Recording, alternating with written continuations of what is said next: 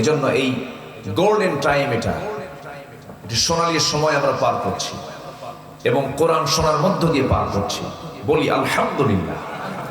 সে টাইমটা শুধু 12টা যখন বাজে, জাস্ট ফজরের আগ পর্যন্ত, এই টাইমটা হলো 24 ঘন্টার মধ্যে একটা গোল্ডেন টাইম, যে টাইম আল্লাহ তাআলা আমাকে মাফ করার জন্য আল্লাহ তাআলা 7 আসমান উপর থেকে, আরশে আজিম থেকে তিনি প্রথম আকাশে চলে আসেন।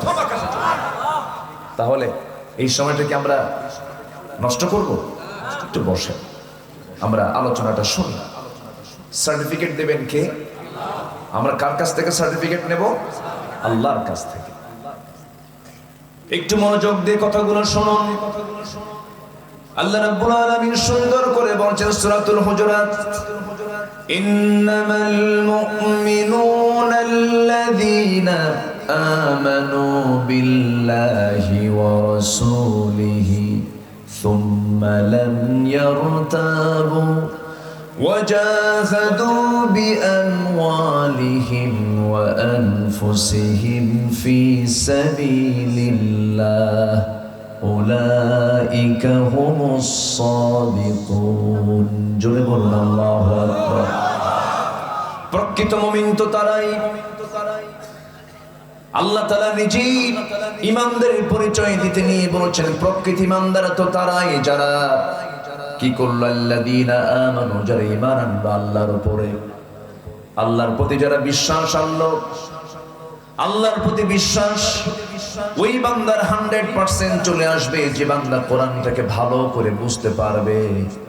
আম খেতে ভারী মজা, আম খেতে ভারী মজা, সারাদিন আপনি খাতা কলমে লিখবেন, এটা লেখার মধ্যে মজা পাবেন না যতক্ষণ না আমটা আপনার জিহ্বায় না হাজির হবে। ঠিক তেমনি আমি ইমানদার চিল্লায় চিল্লাম ইমানদারের স্বাদ আমি বুঝতে পারবো না। আমি যে ইমানদার, আমি যে একজন মুমিন মানুষ, মুমিন বান্দা, এটা আমার বোঝার জন্য, জানার জন্য সবচেয়ে বড় প্রয়োজন হলো কোন কিতাবের জ্ঞান অর্জন করা। কোন কিতাবের জ্ঞান অর্জন করা? কোরআন শেখা সবার জন্য সুন্নাত না ফরজ? আল্লাহ তাআলা যে ইবাদতগুলো দিয়েছেন, সকল ইবাদতের মূল শর্ত হলো এই কোরআনের জ্ঞানটা হাসিল করা। ধরেন আপনি নামাজ পড়তে যাবেন, কি লাগবে বলেন? কি লাগবে বলেন? কোরআন লাগবে। এজন্য একজন মুসলিমের জীবনে সব শিক্ষার আগে, সব শেখার আগে কি শেখা দরকার? তো মাদ্রাসায় নূরে মদিনাতে কি শেখানো হয়? কোরআন শেখানো হয়। আমি গোলাম রব্বানী ভাইকে ধন্যবাদ জানাচ্ছি। হাজারো ব্যস্ততার মধ্যে তিনি দ্বীন বোঝার জন্য, দ্বীনি শিক্ষার জন্য তিনি একটা মার্কাজ এখানে তৈরি করেছেন। আমরা দোয়া করি আল্লাহ তাআলা গোলাম রব্বানী ভাইয়ের এই মাদ্রাসায় আল্লাহ যেন বরকত দিয়ে ভরপুর করে দেন। জোরে বলি আল্লাহুম্মা আমিন। এবং এই এরুলিয়া, এটা এরুলিয়াই তো না? এরুলিয়াবাসীকে বিশেষ করে আমি বিনয়ী সুরে বলতে চাই, ভাববেন যে এই মাদ্রাসা আপনার এলাকার জন্য একটা রহমত, বরকত। এটা মাথায় রাখবে। এটা আপনাদের দায়িত্ব, এটাকে লালন করা। আপনাদের একটা বিশাল দায়িত্ব কিন্তু আছে। সম্মানিত ভাইয়েরা, যদি প্রশ্ন করা হয় পৃথিবীতে শ্রেষ্ঠ মানুষ কারা, রাসূল বলে দিচ্ছেন শ্রেষ্ঠ মানুষ তো তাই যারা নিজে কোরআন শেখে এবং অপরকে শেখায়। জোরে বলে সুবহানাল্লাহ। তাহলে শ্রেষ্ঠ কাজ কোন গ্রামে হচ্ছে? বলেন কোন গ্রামে হচ্ছে? এরুলিয়াতে, যে শিখে এবং শিখায়। সম্মানিত ভাইরা, কোরআন এমন একটা কিতাবের নাম, জানেন এই কোরআন একদিন আমার আপনার জন্য বিপদের কারণ হতে পারে। কি বিপদ হতে? বলবেন হুজুর আপনি এটা কি বললেন? যদি আমি কোরআনকে না মানি, এই কোরআন আমাকে জাহান্নামের দিকে নিয়ে যাবে। কোরআনকে যদি না বুঝি, আমাকে জাহান্নামের দিকে নিয়ে যাবে।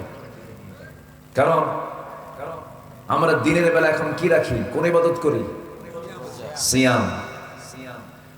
হাদিসে আসছে আস-সাওমু ওয়াল কুরআন ইউশাফিআনু লিল আবদি, রোজা এবং কোরআন এই দুটো জিনিস বান্দাকে জান্নাতে যাওয়ার জন্য সুপারিশ করবে। তাহলে আমি কোরআনটা জানলামই না, বুঝলামই না, পড়লামই না, আমি সুপারিশ পাবো কেমনে? কেমনে আমি সুপারিশ পাবো? আমি প্রায় একটা কথা বলি, বুড়ো চাচার বয়স 70 বছর, সারা জীবন বিভিন্ন শেখা শিখেছেন, বিভিন্ন জায়গায় বিভিন্ন কাজ করেছেন, কোরআনটা শিখতে পারলেন না। এরকম বুড়ো চাচা আমার দেশে নাই তো? আসতে বলবেন না, আছে না? 70 বছর পার হয়ে গেছে, কোরআন শিখতে পারলেন না উনি। কিন্তু বুড়ো চাচাকে যখন বলি, বুড়ো চাচা এত বয়স হয়ে গেল, কোরআনটা শিখে নেন। বুড়ো চাচা বলে, বাবা মুখে আসে না, পারি না, হয় না, মুখে আসে না। কিন্তু বুড়ো চাচাকে যখন বলি, চাচা ওই যে আপনার চার মাথার মোড়ে, এরুলিয়ার মোড়ে 7 কাঠা যে জায়গা আছে, তার দাগ নাম্বার কত? 93। দাগ নাম্বার টনটনা মুখস্থ আছে। আবার জসকোটের বারান্দায় সপ্তাহে 2 দিন ফাইল নিয়ে শুধু দৌড়াদৌড়ি করে। চাচা এই বুড়ো বয়সে আপনি ফাইল নিয়ে দৌড়াদৌড়ি করেন, কোর্টের বারান্দায় নড়াচড়া করেন, আপনার কষ্ট হয় নাকি? বাবা আমি তো আসতে চাই না, কিন্তু মামলা আছে। কিসের মামলা? তো 6 বিঘা পুকুর নিয়ে একটা মামলা আছে, তো সামনে রায় হবে। উকিল তো বোঝে না, উকিলকে একটু বুদ্ধি দিয়ে যায়। তাহলে উকিলকে বুদ্ধি দেওয়ার জ্ঞানটাও আছে। আবার দাগ নাম্বারটা কাগজ না দেখি মুখস্থ টনটনা, এটাও ঠিক আছে। কিন্তু যখন বলা হয় চাচা কোরআনটা পড়েন, বাবা মুখই আসে না। বলেন তো সমস্যা কি? বলেন তো বুড়ো চাচার সমস্যাটা কি? আসলে কি মুখে আসে না, না চেষ্টা নাই? কি নাই বলেন, কি নাই? সামান্য দুনিয়ার 60-70 বছরের জিন্দেগি, এই জমির দাগ নাম্বার যদি টনটনা মুখস্থ থাকে, সর্বনিম্ন যে জান্নাত আল্লাহ তাআলা দিবেন, সেই জান্নাতের এরিয়া হবে 10টা পৃথিবীর মতো একটা জান্নাত। জান্নাত মনে হয় ছোট হয়ে গেছে। 10টা পৃথিবী সর্বনিম্ন জান্নাত। সেই জান্নাত কি সবাই আমরা পেতে রাজি আছি? এটা কি এমনি এমনি পাবো? এমনি এমনি আসবে? পুঁজি দরকার।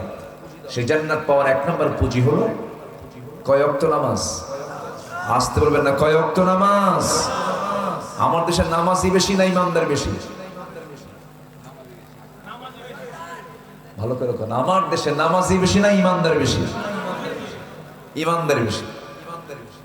ইমানদার বেশি না, কিন্তু নামাজই না। প্রশ্ন কিন্তু খুব ক্রিটিক্যাল করলাম। সবাই বলবেন আমার দেশে নামাজই বেশি না ইমানদার বেশি? তাহলে বেনামাজি আবার ইমানদার, চিন্তা করে না। আল্লাহ তাআলা যে বললেন ইয়া আইয়ুহাল্লাযীনা আমানু আমিনু, ইমানদার ভালো করে ঈমান আনো।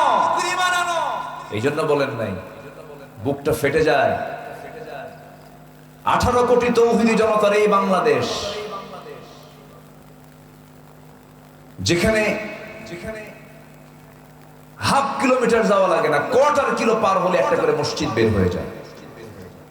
4.5 লক্ষ মসজিদ যে দেশে, 18 কোটি মুসলমানের দেশ বাংলাদেশ, অথচ মাত্র 5 থেকে 6% মুসলমান নামাজ পড়ে। কিন্তু যদি আপনি তাকে বেঈমান বলেন, খবর আছে। কি আমি কি ভুল বলতেছি? তাহলে আমার দেশে নামাজি বেশি না ইমানদার বেশি? ইমানদার বেশি, কিন্তু নামাজ পড়ে বেশি। তাহলে ইমানদারের বৈশিষ্ট্য তো নামাজ না পড়া নাকি? ইমানদারের বৈশিষ্ট্য কি নামাজ না পড়া না নামাজ পড়া?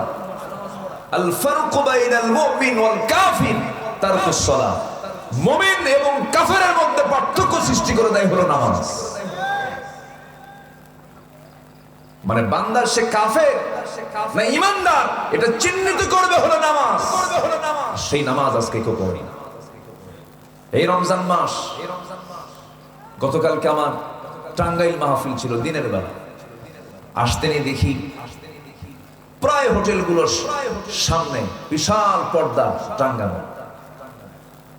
এক হোটেলের সামনে লেখা দেখলাম, ভিতরে যত্ন সহকারে খাওয়ানো হয়। এরাও তো ইমানদার, তাই না? ইমানদার না? ইমানদার।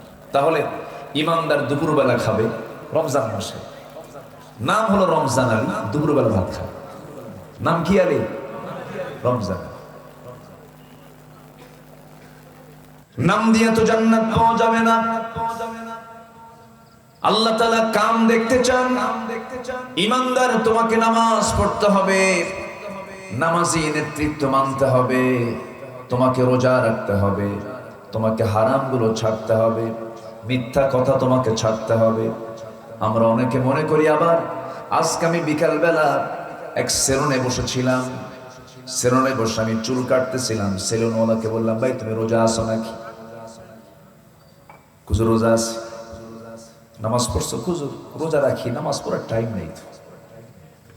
দেখেন তাহলে রোজাদার রোজা আছে কিন্তু কি পড়ে না? নামাজ পড়ে না। তাহলে কি হলো রোজা? বলেন বলেন বলেন, প্রকৃত রোজাদার কি এমন হতে পারে? যেমন একটা মানুষের মাথাও প্রয়োজন, লাংসও প্রয়োজন, কিডনিও প্রয়োজন। কিডনি ছাড়া মানুষ বাঁচে না, লাংস ছাড়া মানুষ বাঁচে না, হার্ট ছাড়া মানুষ তো আরো বাঁচে না। মাথাও লাগবে, কিন্তু কারো যদি হাত কেটে যায় সে বাঁচতে পারে, পা কেটে যায় বাঁচতে পারে, চোখ যদি অন্ধ হয়ে যায় বাঁচতে পারে, কিন্তু লাংস নাই, হার্ট নাই, কিডনি নাই, ব্রেন নাই, সে বাঁচবে না, সে দুনিয়া থেকে বিদায় হয়ে যাবে। তেমনি ইমানদারের জীবনের সবচেয়ে বড় পুঁজি হলো ফরজিয়াতকে ধরে রাখা। ফরজকে লঙ্ঘন করা যাবে না, কোনো ফরজ বাদ দিলে তার মধ্যে আর ঈমান থাকে না, ঠিক কি না? রাসূল এমনি বলেননি, মান তারাকা সালাতান মুতাআম্মিদান ফাকাদ কাফার, যে ব্যক্তি এক ওয়াক্ত নামাজ ছেড়ে দিল ইচ্ছা করে, সে যেন কুফরি করবে, সে কুফরি হালতে চলে গেছে। রাসূল সবচেয়ে বেশি রেগে যেতেন নামাজের ব্যাপারে যদি কেউ বেখিয়াল হয়ে যেত। আজকে নামাজের কোনো কথা নেই। আমার দেশে ইফতার মাহফিল এক সময় প্রত্যেকটা অঙ্গনে ইফতার মাহফিলের একটা ট্র্যাডিশন ছিল। এটা ভালো। ইফতার কি একা করা ভালো না, জামাতের সঙ্গে করা ভালো? সংঘবদ্ধ হইতে ইফতার করার নিয়ম। যদি কেউ একটা খেজুর দিয়েও যদি কাউকে ইফতার করে, পূর্ণ রোজাদারের সব আল্লাহ পাক তার আমলনামায় দিয়ে দেন। প্রাচ্যের অক্সফোর্ড নামে খ্যাত, Oxford of the east, university of Dhaka. আমি সেই ঢাকা ইউনিভার্সিটির ছাত্র, আমি নিজেও ছিলাম। সেই ইউনিভার্সিটিতে ক্যাম্পাসের সামনে ছাত্ররা ইফতার পার্টির আয়োজন করেছে। ইফতার পার্টির আয়োজন কেন করলো? শোকজ করা হয়েছে। আমরা তো এমন বাংলাদেশ আমরা দেখতে চাইনি। ইফতার মাহফিলকে শোকজ করা হবে, ইফতার মাহফিলকে নিয়ে কথা বলা হবে, ইফতার মাহফিল করা যাবে না, এমন জাতীয় কথা তাদের মুখের থেকে বের হয় যাদের মধ্যে ঈমানের গন্ধ খুঁজে পাওয়া যায় না। সম্মানিত ভাইরা, সম্মানিত বন্ধুগণ, তাহলে আমরা যেহেতু ঈমান এনেছি, সবার কাছে আমার প্রথম একটা প্রস্তাব থাকবে, দাবি থাকবে, জীবনে কি আমরা কেউ নামাজ কাজা করব? নামাজ কেউ ছেড়ে দেব? 5 ওয়াক্ত নামাজ পড়তে রাজি আছি সবাই আমরা? রমজান মাসে রোজা রাখবো, জোরে বলি ইনশাআল্লাহ। রোজা রাখা কি? আরো জোরে, রোজা রাখা কি? রোজা ভাঙ্গা কি? বলেন, রোজা ভাঙ্গা কি? রোজা ভাঙতে তো পারে না। ইচ্ছা করে রোজা রাখা, ইচ্ছা করে রোজা ভাঙ্গা চরম গুনার কাজ, বড় গুনার কাজ, কবিরা গুনার কাজ। কিন্তু আবার রোজা ভাঙ্গাও কিন্তু আপনার জন্য জরুরি। বিশেষ সময়, কোন সময়? বিশেষ সময়ে আপনি অসুস্থ, আল্লাহ তাআলার দয়া বান্দার উপরে কম না বেশি? বেশি। ইন কুনতুম মারদা আও আলা সাফারিন, অসুস্থ আছো, সফরে আছো, দরকার নাই রোজা ভাঙবে। কার কথা? আসতে বলবেন না, কার কথা? তাহলে আল্লাহ কি রোজা রাখতে নি মরতে বলছেন? আল্লাহ বলছেন তুই সুস্থ আছিস, তুই সবল আছিস, মুসাফির না, রোজা রাখ, রোজা রাখ। অসুস্থ, রোজা রাখার দরকার নেই। সুবহানাল্লাহ বলবেন না? আচ্ছা, বাবা তার ছেলে কি কম ভালোবাসে না বেশি ভালোবাসে? তার চাইতে আল্লাহ তার বান্দাকে কম না বেশি? আরো ভালো, বেশি। শুধু বেশি না, অনেক বেশি। আল্লাহ তো বোঝেন বান্দা অসুস্থ হতে পারে, রোজা রাখার দরকার নেই, রোজা রাখো না, পরে যখন সুস্থ হবে আবার রোজা রেখে নিও। যেরকম সুবহানাল্লাহ, কি দয়া তার। আমার বন্ধুগণ, রোজা ভাঙ্গা যাবে না। এক সাহাবী রোজা অবস্থায় দিনের বেলা স্ত্রী সহবাস করেছেন। স্ত্রী সহবাস করা কি রোজা অবস্থায় কি বলেন, হালাল না হারাম? স্ত্রী হালাল হলেও রোজা অবস্থায় সহবাস করা হারাম, গুনার কাজ, করা যাবে না, নিষিদ্ধ এটা। কিন্তু সাহাবী এমন একটা কাজ করে ফেলছে, নিজের স্ত্রী তো, বৈধ স্ত্রী। আমার ওয়াজ শুনতে মনে আপনাদের কষ্ট হচ্ছে মনে হয়। তো সহবাস করার সঙ্গে সঙ্গে তিনি আবার তওবা করে ফেলেছেন, চোখের পানি ফেলে কাঁদছেন। নবীর কাছে গিয়ে আস্তে আস্তে করে জড়সড় হয়ে বসে বলতেছে, হুজুর কাম তো সারছি আমি, কি করছো? হুজুর আমি তো রোজা অবস্থায় দিনের বেলা আমি স্ত্রী সহবাস করে ফেলছি। রাসূল বললেন, তাহলে 60টা রোজা রাখো। তাহলে কাফারা এক রোজার বিপরীতে তাকে কয়টা রোজা রাখতে হবে? তাও একটা বাদ দিলে হবে না, মাঝখানে একটা বাদ দিলে আবার সেখান থেকে নতুন করে গুনতে হবে। তাহলে এক টানা এক রোজার জন্য কাফারা হলো কয়টা রোজা? 60টা। সাহাবী বলে, হুজুর আপনি আমার বডির দিকে তাকায় দেখেন তো, আমি পারবো? আমার রাসূল মুস্কি হাসি মারলেন, সুবহানাল্লাহ। হুজুর আমার পক্ষে সম্ভব নয়, একটানা রোজা আমি রাখতে পারবো না। রাসূল বললেন, তাহলে তুমি 60 জন মিসকিনকে দুবেলা করে খাবার খাওয়ায় দাও। হুজুর আমার মতো ফকির কেউ আছে নাকি? আমার তো নিজের বাড়িতেই খাবার নাই, ফকিরে খাওয়াবো কখন? আমি দিতে পারবো না। ফিদিয়াতু তুআম মিসকিন, এটা আমার পক্ষে সম্ভব নয়। রাসূল চুপ মেরে গেলেন, সে খাওয়াতেও পারবে না, রোজাও রাখতে পারবে না। রাসূল আর কি বলবেন, চুপ মেরে আছেন। এমন সময় একজন সাহাবী এক কার্টুন ভর্তি খেজুর নিয়ে এসে নবীর সামনে দিয়ে বলছেন, হুজুর হাদিয়া স্বরূপ দিয়ে গেলাম। এক কার্টুন খেজুর রাসূল নিয়ে বলেন, ও সাহাবী, যেহেতু তোমার কোনো সামর্থ্য নাই, তুমি যেহেতু একটা রোজা নষ্ট করে ফেলেছো, এই যে এতগুলো খেজুর আমাকে দিয়ে গেল, এই খেজুর তোমাকে দিলাম, তুমি দুস্থ অনাথ যে সমস্ত গরিব মানুষগুলো আছে তাদেরকে তুমি এটা দান করে দাও, এটা তাদের মাঝে বন্টন করে দাও। হুজুর আমার জানা মতো আমার চাইতে বড় ফকির এই এলাকায় আর কেউ নাই, আমার বাচ্চাগুলো না খাওয়া আমি কারে দেবো? রাসূল এক পর্যায়ে বলেই ফেলেন, যা তুই নিয়ে যা, তুই খা, তোর পরিবারকে খাওয়া, যা। যেরকম সুবহানাল্লাহ। কষ্ট হচ্ছে আপনাদের? আমার ভাইয়েরা, ইচ্ছা করে রোজা ভাঙ্গা যাবে না। আরেকটা হাদিসের কথা আমার মনে হয়ে গেল, আপনি যে রোজা ভাঙবেন 1000 বার আপনাকে হাদিসের কথা মনে করা উচিত। একজন সাহাবী আমার নবীর সামনে বসে আছেন, রাসূল হাদিসটা বর্ণনা করছেন। আমার নবীজি বলেন, রাতের বেলা আমি ঘুমিয়ে পড়লাম, স্বপ্নের মধ্যে দেখি দুজন ফেরেশতা আমাকে এসে ধরলেন, স্বপ্নের মধ্যে আমাকে নিয়ে গেলেন। নবীদের স্বপ্ন মিথ্যা না সত্য? মিথ্যা না সত্য? আর আমার আপনার স্বপ্ন সত্য হতে পারে, মিথ্যাও হতে পারে। ইন্নী আরা ফিল মানামি আন্নী আযবাহুক, ইন্নী রাআইতু 11 কাওকাবা ওয়াশ শামসা ওয়াল কমারা রাআইতুহুম লি সাজিদিন। নবীরা যে স্বপ্নই দেখেছেন সেটাই হলো সত্য স্বপ্ন। রাসূল বলছেন, স্বপ্নের মধ্যে আমাকে দুজন ফেরেশতা নিয়ে চলে গেল, একটা পাহাড়িয়া উঁচু পাহাড়ের উপরে আমাকে উঠানো হলো। আমি দেখতে পেলাম স্বপ্নের ভিতরে কোন এক আল্লাহর বান্দাকে উপর করে উল্টা করে 2 পা বেঁধে উপরে তাকে বেঁধে রেখেছে, মাথাটা নিচের দিকে, পাটা উপরের দিকে,